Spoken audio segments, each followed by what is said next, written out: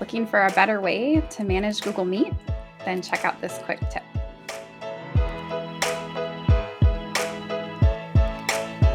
In Meet, as the event organizer, you gain access to the activities icon in the bottom right-hand corner of your screen. One of the tools we love is called whiteboarding, and it gives you and your colleagues a chance to brainstorm together in a way that would make work feel like play.